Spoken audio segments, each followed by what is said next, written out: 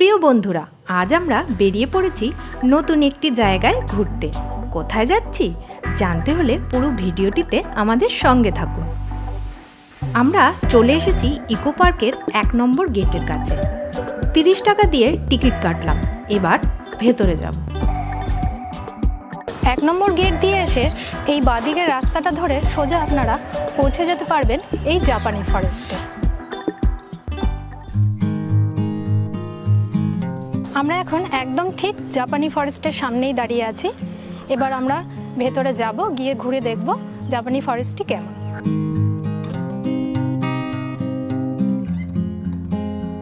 জাপানি ফরেস্টে ঢোকার আগেই ঠিক দেখতে পাচ্ছি এখানে 4টে সিংহের মূর্তি রাখা। এগুলোকে জাপানি ভাষায় লায়ন ডগ বলা হয়। লায়ন ডগগুলো যে কোনো জাপানি মনাস্ট্রির সামনেই দেখতে পাওয়া যায়। এগুলোকে প্রোটেক্টর অফ দ্য মনাস্ট্রিও বলা হয়, অর্থাৎ মঠের রক্ষাকর্তা।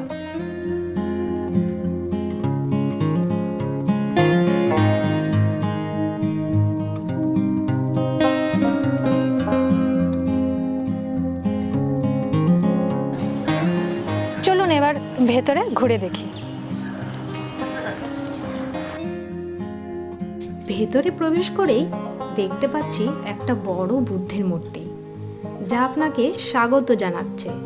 এই বুদ্ধের মূর্তিটি কিন্তু বেশ সুন্দর।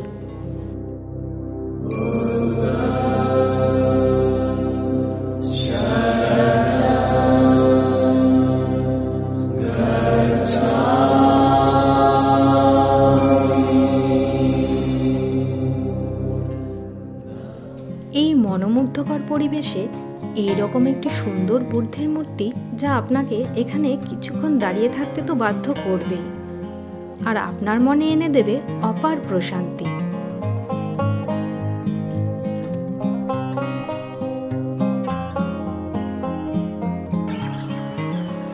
বুদ্ধের মূর্তির সামনে দাঁড়িয়ে মনটা বেশ শান্ত হয়ে গেল। এবার আমরা এই বাঁ দিকের রাস্তাটা ধরে এগিয়ে যাব।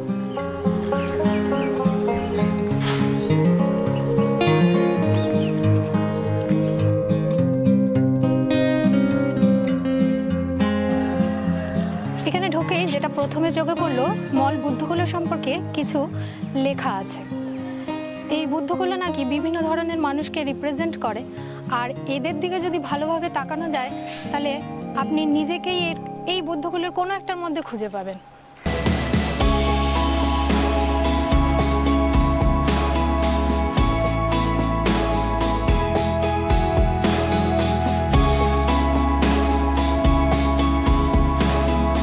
দেখা যাচ্ছে এই স্মল বুদ্ধগুলি একটি আরেকটির থেকে বেশ আলাদা। বলা হয় যে এই বুদ্ধগুলো নাকি রাতের বেলা জেগে ওঠে আর সমস্ত বনটাকে গার্ড করে।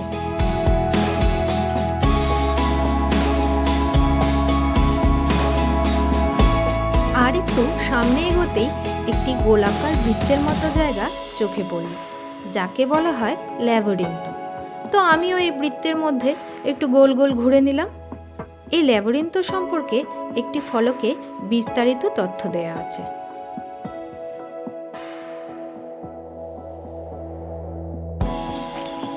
বৌদ্ধ ধর্ম মতে এর উপর দিয়ে হাঁটলে নাকি জপ করতে সুবিধা হয় আর মনের সমস্ত অশান্ত ভাব দূর হয়ে যায়।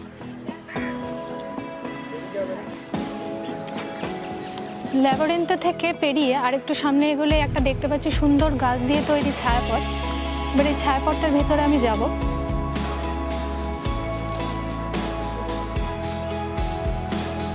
বাহ, ছায়াপথটার ভেতরটা খুব সুন্দর, দুদিকেই গাছ দিয়ে ঘেরা। একটু অন্ধকার ভিতরটা, কিন্তু তবুও বেশ ভালো লাগছে।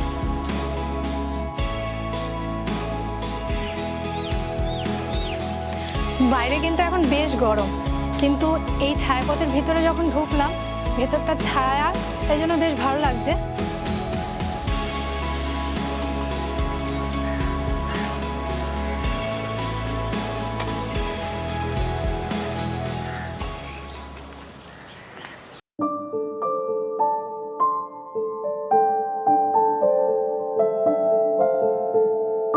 এই ছায়াপথটি পেরিয়ে আরেকটু সামনে এগোলেই আপনার চোখে পড়বে জিগজ্যাগ ব্রিজ।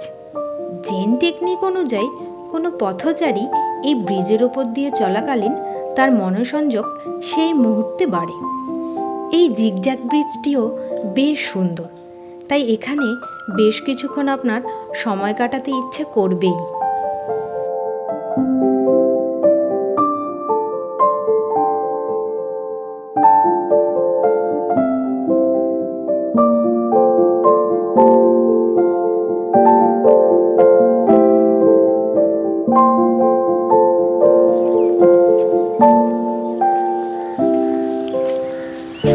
এখন আমরা সেই মঠটার সামনে এসে দাঁড়িয়েছি। এই মঠের ভেতরেই রয়েছে, দেখতেই পাচ্ছ, ওই বৌদ্ধ মন্দিরটা। এই বৌদ্ধ ধর্ম মতে এই প্যাগোডাতে রাখা হয় বুদ্ধদের বা এই ধর্মের কোনো বড় সাধুদের ব্যবহার করা কোনো জিনিস বা শরীরের কোনো অংশ, যাকে আমরা রেলিক বলেই জানি। তেমনি এখানেও রাখা হয়েছে তেমনই কোনো জাপানি সাধুর ব্যবহার করা জিনিস, যিনি কলকাতায় এসেছিলেন দ্বিতীয় বিশ্বযুদ্ধের পর।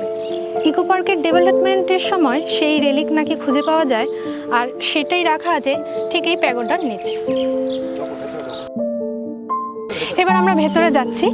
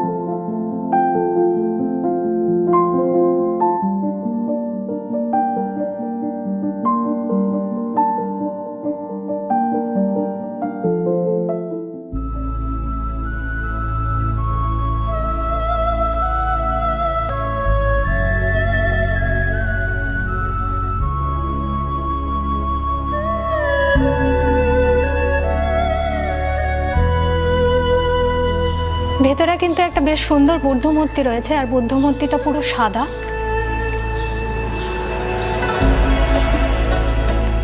এই বুদ্ধের মূর্তির দুদিকে দুটি সোনালী রঙের হুইলস রয়েছে, তার উপরে দুটি ঘণ্টা। এই ঘণ্টাগুলোর মধ্যে একটি দিনের বেলা ও একটি রাতের বেলা বাজে। মনেস্ট্রিটা খুব সুন্দর, ভেতরটা অত্যন্ত শান্ত পরিবেশ, একদম জাপানি টেম্পেলগুলোতে যেরকম আমরা দেখি একদম ঠিক সেই রকম আদলে এটা তৈরি করা হয়েছে। এই মনেস্ট্রিটা নাকি রায়নজি মঠ থেকে অনুপ্রেরণা নিয়ে করা হয়েছিল।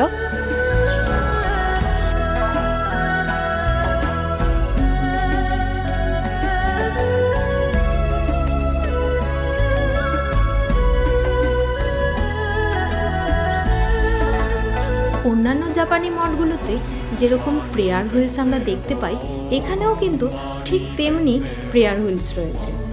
এই প্রেয়ার হুইলসগুলো আপনি ডান বা বাঁদিক যে কোনো দিক দিয়েই ঘোরাতে পারেন, আর এই প্রেয়ার হুইলসের মাধ্যমে আপনি আপনার প্রার্থনা ঈশ্বরের কাছে জানাতে পারেন। মনেস্ট্রি থেকে একেবারে বেরিয়ে আসলে আপনি দেখতে পাবেন একটি লাল রঙের সুদৃশ্য ছায়াপথ বা শেডেড ওয়ালওয়ে। একে বলা হয় series of Tory.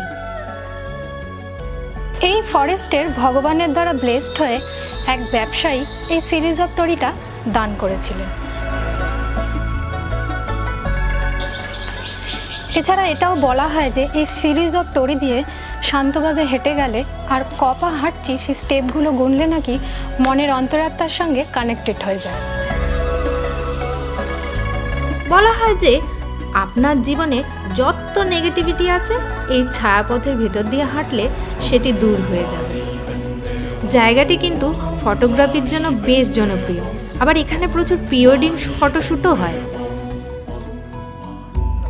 Series of টোরি থেকে এগোলেই সামনে যেটা চোখে পড়লো এই সাধুদের মূর্তি। বেশ কয়েকজন সাধুদের মূর্তি এখানে রাখা হয়েছে এবং এই মূর্তিগুলো যথেষ্ট সুন্দর, আর প্রত্যেকটাই সাদা রঙের।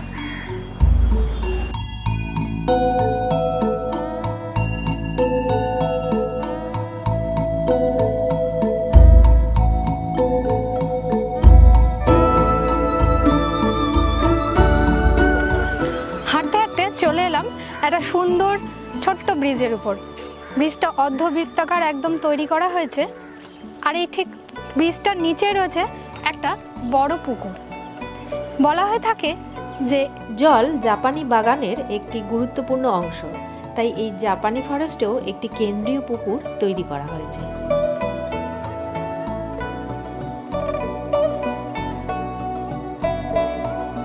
পুকুরের ঠিক একদম শেষের দিকে দেখা যাচ্ছে একটা উইশ ফাউন্টেন। বলা হয় যে ওই উইশ ফাউন্টেনটার মধ্যে একটা কয়েন ফেলে আপনি যদি মনস্কামনা করেন তাহলে আপনার মনস্কামনা পূর্ণ হবে। এবার আমরা উইশ ফাউন্টেনের কাছে যাব, কিন্তু তার আগে জায়গাটা এত সুন্দর যে আমার একটু ফটো তুলতে তো ইচ্ছে করছে। এবার একটু ফটো তুলে নিই। তো ছবি তোলা শেষ, এবার আমরা যাব। বন্ধুরা, ভেবেছিলাম উইশ করবো এর সামনে এসে, কিন্তু রাস্তাটি কোনো কারণে বন্ধ রয়েছে, সম্ভবত ভেঙে গেছে বলে, তাই আজকে আর উইশ করা হলো না। ভবিষ্যতে কখনো আসবো আবার উইশ করব। এই রাস্তাটা দিয়ে হেঁটেই যেটা দেখতে পারলাম, জাপানে পুরাণে ব্যবহৃত 7 জন দেবতার মুখের আদলগুলো রাখা হয়েছে।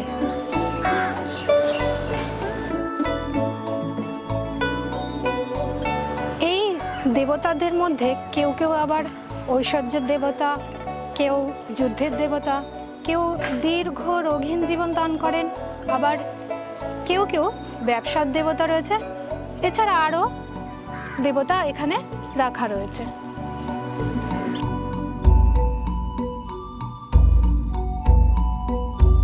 মনেস্ট্রির সামনে যে 7টি পদ্ম রাখা হয়েছে, বলা হয় সেই 7টি দেবতাই নাকি এই দেবতাগুলো।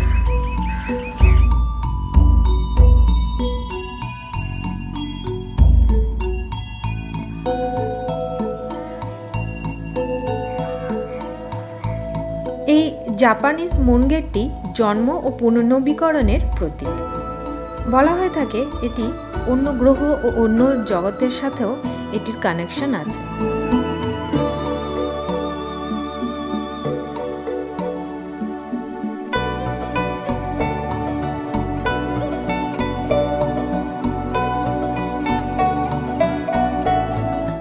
এখন চলে এসেছি এই ব্যাম্বু লাইটগুলোর মাঝে।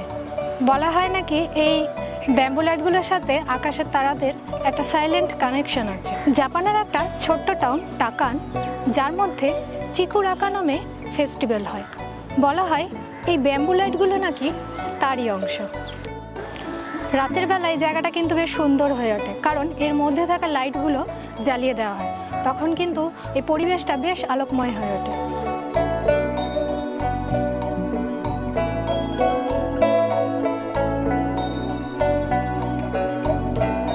এখানে রয়েছে বাঁশের তৈরি বিশাল বড় উইন্ড চাইমস বা হাওয়াই ঘণ্টা। এর নকশাটি অনেকটা গোলক ধাঁধার মতো তৈরি করা হয়েছে। বাতাসের সংস্পর্শে আসলে হালকা আওয়াজ তৈরি হয়।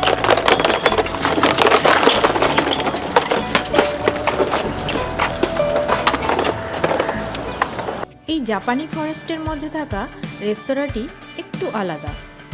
রেস্তোরাঁর ভিতরে ও বাইরে বসবার সুবন্দোবস্ত রয়েছে। এখানে বিভিন্ন ধরনের সুশি, মাকি, নুডলস ও বিভিন্ন জাপানি ফুডসের আইটেম পাওয়া যায়। তবে আমরা এখানে নুডলস ট্রাই করেছিলাম, খেতে বেশ ভালোই ছিল।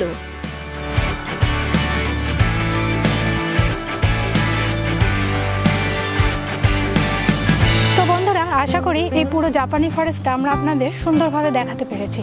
আপনারা কিন্তু অবশ্যই এখানে উইকেন্ডে আপনাদের ফ্যামিলি নিয়ে একবার অন্তত ভিজিট করবেন। আর আমাদের ভিডিওটা ভালো লাগলে অবশ্যই লাইক আর শেয়ার করে দেবেন। দেখা হচ্ছে আরেকটি নেক্সট ভিডিওতে। Bye bye.